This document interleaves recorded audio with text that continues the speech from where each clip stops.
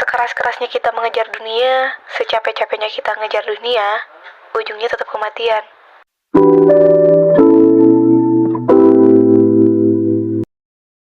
Bismillah, Assalamualaikum. Welcome to Open Book Chapter 17.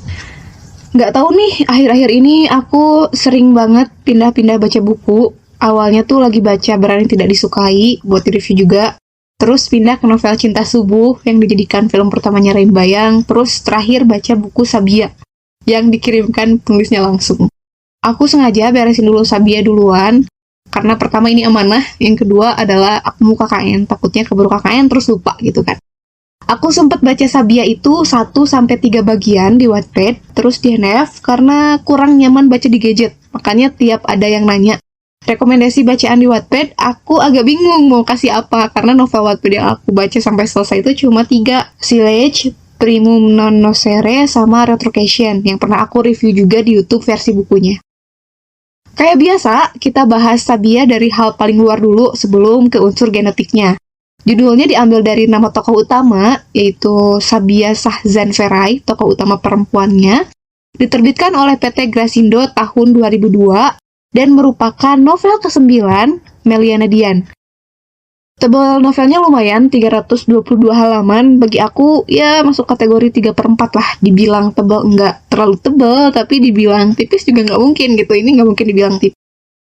Ada bagian yang tekstur sampulnya itu kerasa berbeda di buku ori, yang kalau diusap kayak gini, itu kerasa ada perbedaan tekstur. Bagian judul dan bagian ini dibuat glossy dan itu nambah kesan elegan. Waktu Meliana ngabarin soal pengiriman buku ini, aku udah langsung bilang kalau bukunya itu akan aku review seobjektif mungkin gitu. Meski ya aku selalu bilang kalau yang namanya review itu sifatnya sangat-sangat subjektif. Kita ke sinopsis singkat terlebih dahulu. Novel ini menceritakan kisah hidupnya Sabia yang memiliki darah keturunan Turki, tapi masa lalunya lumayan berat nih. Ibunya ini menjadi korban pemerkosaan waktu bekerja di luar negeri, namun tetap memutuskan mempertahankan Sabia, bahkan mengurusnya setelah kejadian mengenaskan tersebut. Nah, hidupnya Sabia ini berat banget. Dia hidup serba kekurangan, hingga rumahnya di pinggir rel kereta. Sekolah SMA aja nih, Sabia ini sampai harus ngejar paket. Ibunya Sabia ini bekerja sebagai seorang ART di sebuah rumah di kawasan elit yang juga keluarganya punya darah Turki juga nih. Orang kedutaan gitulah. Keluarga tersebut punya 4 anak, 2 laki-laki dan 2 perempuan. Salah satu anak ketiganya, yaitu Abizar ini jatuh hati sama Sabia, hingga akhirnya mereka menikah. Konsepnya itu cinta beda kasta gitu. Di sini konfliknya dimulai. Abizar itu ketahuan selingkuh sama sekretarisnya di kantor. Entah kenapa bahas soal selingkuh tuh bawaannya langsung ingat series Layangan Putus aja gitu. Udah aku nggak nonton filmnya, tapi ya pasti selingkuh Layangan Putus gitu. Pendek pengetahuan aku, Sabia ini ditulis jauh sebelum Layangan Putus booming. Dan waktu aku konfirmasi ke penulisnya, ternyata benar.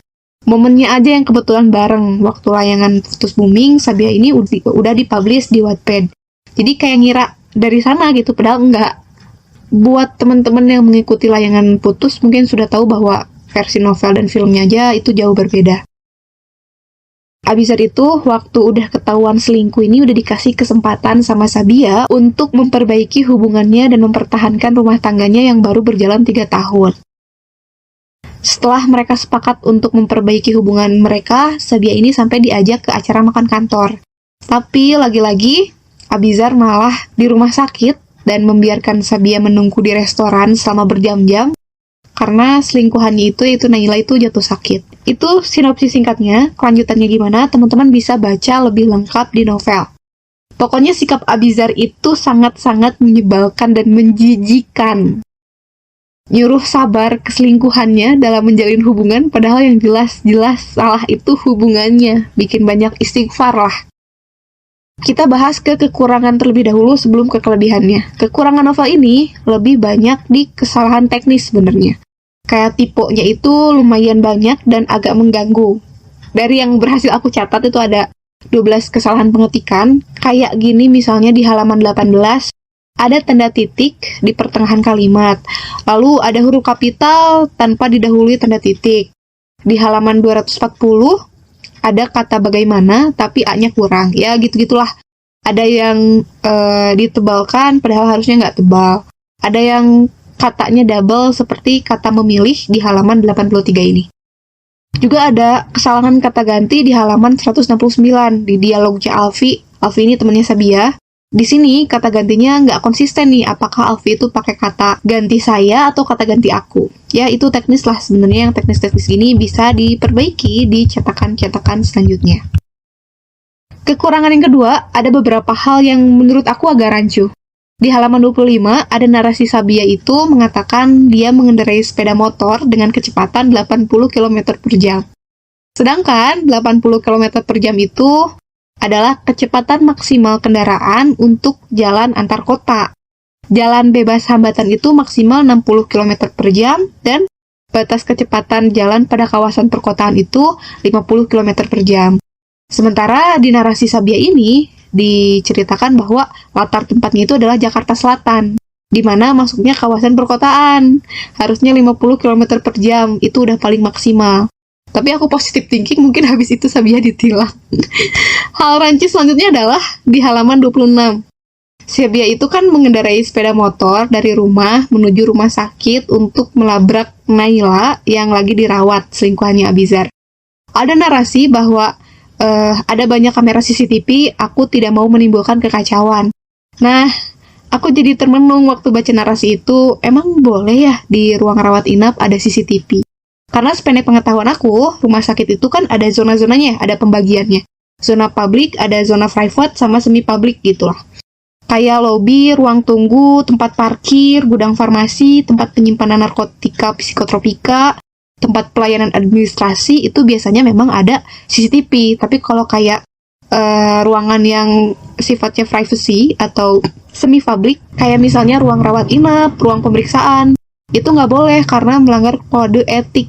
Karena kan ada ganti baju, ada bukanya, dan lain sebagainya. Kecuali di ruang bayi, kayak buat pengawasan aja, atau ruang operasi yang tujuannya buat penelitian atau pendidikan. Perlu riset lebih dalam soal hal-hal kayak gini. Sebenarnya sepele ya, tapi menurut aku lumayan penting karena takutnya pembaca menyerap informasi tanpa mencari lebih lanjut dan menganggap hal-hal kayak gitu tuh wajar. Kelebihan novel ini, pertama, aku suka covernya, birunya itu adem gitu, paduan warna-warnanya itu cantik. Ilustrasi di cover juga cukup menggambarkan isinya, foto pasangan pernikahan, tapi di bagian ini seperti ada efek kayak robek gitu di bagian cowoknya, seolah menggambarkan bahwa ada keretakan rumah tangga yang disebabkan oleh pihak laki-laki. Kelebihan selanjutnya, bahasanya ringan dan mudah dipahami, enak aja gitu bikin bacanya ngalir, dan aku bacanya cepet gitu, nggak ada kosakata yang berat-berat. Meskipun ada beberapa bahasa Inggris, masih tergolong mudah dipahami. Banyak plot twist yang pada akhirnya terselesaikan dengan baik.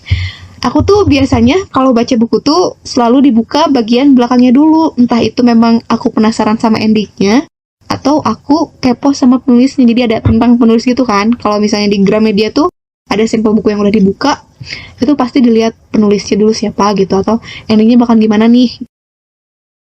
Nah, waktu Sabia datang, waktu aku unboxing tuh pas dibuka belakang, loh kok nggak ada tentang penulisnya gitu, kayak nggak mungkin deh kayaknya, pasti ada tentang penulisnya, dan ternyata benar. Jadi tentang penulisnya itu terletak di sebelum extra chapter, jadi aku kira tuh nggak ada. Kayak menurut aku lebih baik abis epilog, extra chapter, baru.